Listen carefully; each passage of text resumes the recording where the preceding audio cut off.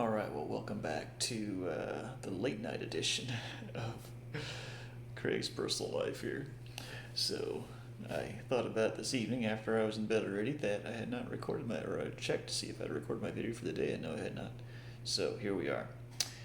Today I was listening to a book. Well, I was listening to some thoughts by the author of the book called Flow. He's got some kind of name that I don't know how to pronounce.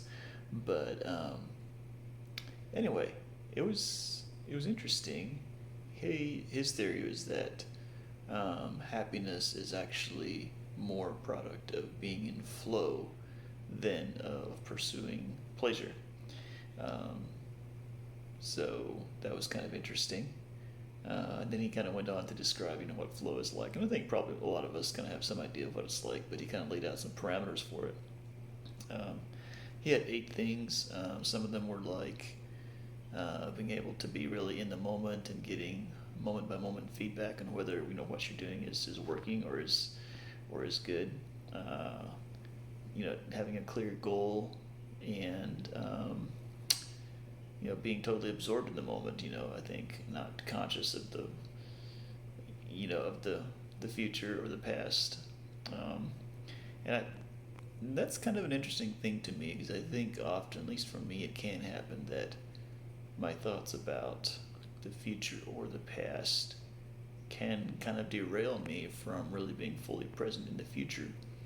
I mean, in the present, and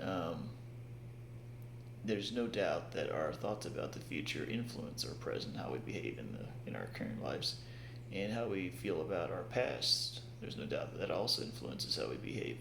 So I'm not advocating that we need to somehow just block that out, but I think if we can be at peace with our past and at peace with our future, then I think those are both going to be really helpful to being present in our present and able to focus and get work done and enter that state of flow. And,